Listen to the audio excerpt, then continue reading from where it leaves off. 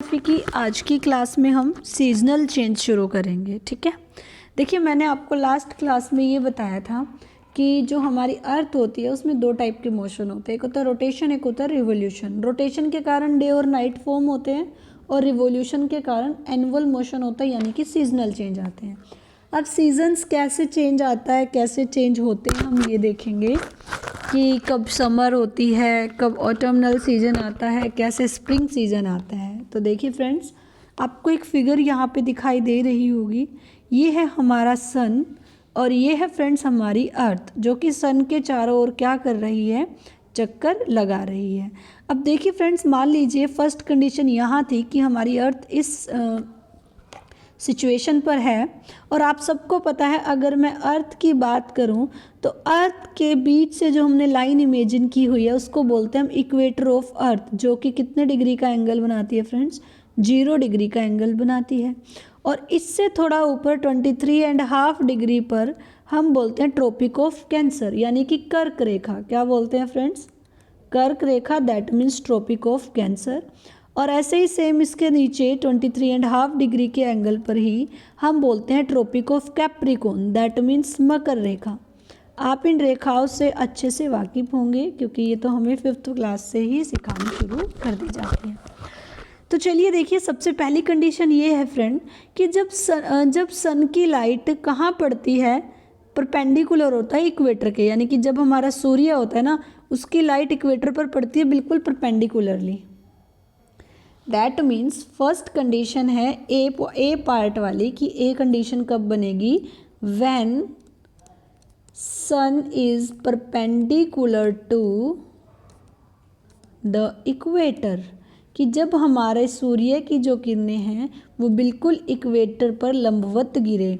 तो इस कंडीशन में क्या होगा फ्रेंड्स, ये पॉइंट्स आप नोट करते चलोगे कि इस कंडीशन में डे और नाइट इक्वल होंगी, क्योंकि सन की जितनी लाइट इस साइड पड़ रही होगी इक्वेटर पर, उतनी ही इस साइड भी होगी, यानी कि जो डे और नाइट होंगे जब इक्वेटर पर लाइट पड़ रही होगी तो वो कैसे होंगे, इक्वल होंगे। और फ्रेंड्स इस कंडीशन में इक्विनॉक्स बनेगा, इक्विनॉक्स यानी डे और नाइट इक्वल होंगे। और ऐसा कब होता है, तो ऐसा होता है फ्रेंड्स 21 मार्च को।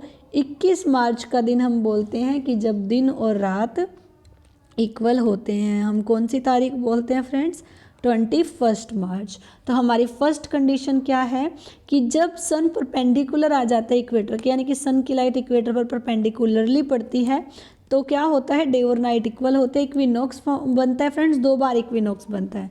एक बार देखिए जब ए कंडीशन होती है और एक बार बिल्कुल इसके ऊपर चले जाइए, यहाँ भी क्या हो रहा है, लाइट दोबारा किस पे पड़ रही है, इक्वेटर पे पड़ रही है। तो इस टाइम पर भी इक्विनॉक्स बनेगा और डे और नाइट इक्वल होंगे। और इस टाइम पर कौन से मंथ में बनता है फ्रेंड्स, 23 सितंबर को भी दिन और रात इक्वल होते हैं। ठीक है, चलिए आगे चलते हैं और आगे देखते हैं। सेकंड कंडीशन देखिए फ्रेंड्स, अब कुछ टाइम तक अर्थ पर लाइट जो है वो इक्वेटर पर ही पड़ती रहेगी और कुछ टाइम बाद अर्थ हमारी इस सिचुएशन पर मान लीजिए चली गई। अब देखिए ऐसी सिचुएशन कि यहाँ से यहाँ तक अर्थ को जाने में लग जाते हैं मैक्सिमम 3 मंथ्स, और इन 3 मंथ तक क्या रहेगा फ्रेंड्स, बहुत गर्मी रहेगी अच्छे वाली, जिसे हम बोलते हैं गर्मी की ऋतु आई हुई है। ठीक है, अब मान लीजिए अर्थ हमारी इस सिचुएशन पर पहुंची और अब क्या हो गया, सन हमारा परपेंडिकुलर हो गया to the Tropic of Cancer, यानी कि जो सूर्य है हमारा वो कर्क रेखा के लंबवत हो गया। तो बी वाली कंडीशन क्या बनेगी, व्हेन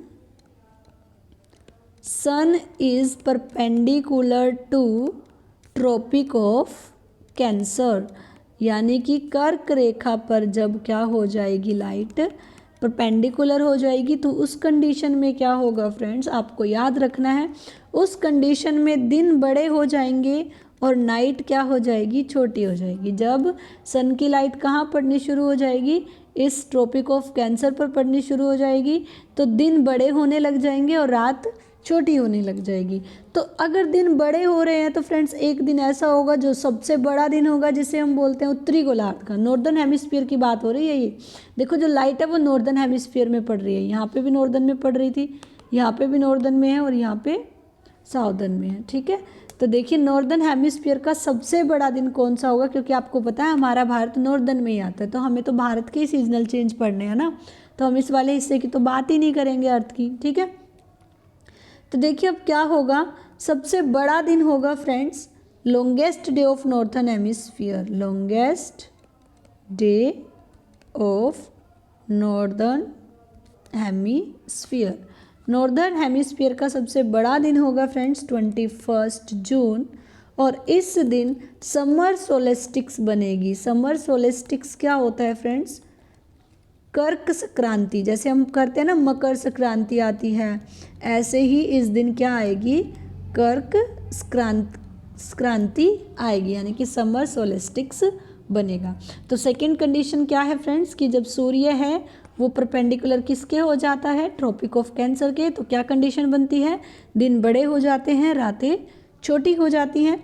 और लॉन्गेस्ट डे कब होता है नॉर्दर्न हेमिस्फीयर का, तो वो 21 जून को होता है, और इस दिन क्या बनता है, समर सोलेस्टिक्स यानी कि कर्क संक्रांति बनती है। चलिए आगे चलते हैं और नेक्स्ट कंडीशन हम देखिए फ्रेंड्स, ये वाली कंडीशन तो बिल्कुल ऐसे है सेम जैसी ए वाली कंडीशन थी, तो ये तो आप अपने आप से समझ लोगे। अब देखिए 3 मंथ्स तक इस कंडीशन से इस कंडीशन तक जाने में अर्थ को टाइम लगा, तो लगभग 3 महीने तक कौन सी ऋतु चली, ऑटमनल सीजन, शरद ऋतु। तो दोबारा फिर देखिए अब ये अर्थ यहाँ से चलते चलते इस सिचुएशन पर आई, इसमें भी इसको 3 मंथ लगे, तो शरद ऋतु इसमें यहाँ से यहाँ तक भी चलेगी, ऑटमनल सीजन। अब क्या हुआ, जब ये थर्ड कंडीशन आई तो जो सन की लाइट है वो कहाँ पड़ने लगी फ्रेंड्स, ट्रॉपिक ऑफ कैप्रिकॉर्न पर, यानी कि मकर रेखा पर। तो थर्ड कंडीशन क्या बनेगी कि जब हमारा सन इज परपेंडिकुलर टू, कि जब सन परपेंडिकुलर हो जाए ट्रॉपिक ऑफ कैप्रिकॉर्न के, तो क्या होगा, यानी कि जब मकर रेखा पर सन जो है वो लंबवत हो जाए तो क्या होगा, तो फ्रेंड्स विंटर सोलेस्टिक्स आएगी। विंटर सोलेस्टिक्स यानी कि मकर संक्रांति जिसको हम बोलते हैं, हम मनाते हैं ना 14 जनवरी को मकर संक्रांति मनाते हैं, तो विंटर सोलेस्टिक आएगी यानी कि मकर संक्रांति आएगी।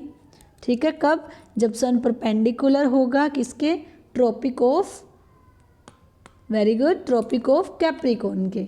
अब देखिए फ्रेंड्स, इस कंडीशन में क्या होंगे, उस कंडीशन में क्या हो रहा था, दिन बड़े हो रहे थे, रातें छोटी हो रही थी। अब क्या होगा, दिन छोटे होंगे और रात बड़ी होंगी। आप सबको पता है सर्दियों में रात बड़ी होती है और दिन छोटे होते हैं। अगर सबसे शॉर्टेस्ट डे की मैं बात करूं कि अगर दिन छोटे होते हैं तो सबसे शॉर्टेस्ट डे कब होगा नॉर्दर्न हेमिस्फीयर का, तो 22 दिसंबर का दिन सबसे छोटा दिन होगा नॉर्दर्न हेमिस्फीयर का। ये था फ्रेंड्स सीजनल चेंज, कि सीजनल चेंज कैसे होता है। सीजनल चेंज कैसे होता है फ्रेंड्स, सीजनल चेंज डिपेंड करता है कि सन की लाइट अर्थ के किस हिस्से पर पड़ी हुई है, कब इक्वेटर पर पड़ रही है, कब नॉर्दर्न हेमिस्फीयर के ट्रॉपिक ऑफ कैंसर पर, और कब कैप्रिकॉर्न पर, तो क्या चेंजेस आ रहे हैं। ये मैंने आज की वीडियो में, इस वीडियो में कराया कि सीजनल चेंज कैसे होते हैं। आई होप सो फ्रेंड्स कि आपको वीडियो अच्छी लगी होगी। फ्रेंड्स, अगर आपको ये वीडियो अच्छी लगी है तो वीडियो को लाइक कर दें, ज़्यादा से ज़्यादा वीडियो को शेयर कर दें, चैनल को सब्सक्राइब कर दें और बेल आइकन को प्रेस करना बिल्कुल ना भूलना, ताकि आपको मेरी डेली वीडियोस की नोटिफिकेशन मिलती रहे। फ्रेंड्स, इसी के साथ साथ मैं आपको अभी एक वीडियो प्रोवाइड कराऊंगी जिसमें कि मैं जियोग्राफी के कुछ क्वेश्चंस फॉर्म में क्वेश्चन कराऊंगी। जो मैंने फर्स्ट चैप्टर कराया था प्लैनेट से रिलेटेड, उसके कुछ ऑप्शन टाइप क्वेश्चन होंगे, तो उसको करने के लिए जुड़े रहिए मेरे साथ, ताकि आपको पता चल सके कि आपकी कैसी तैयारी है। धन्यवाद फ्रेंड्स मेरे साथ जुड़ने के लिए।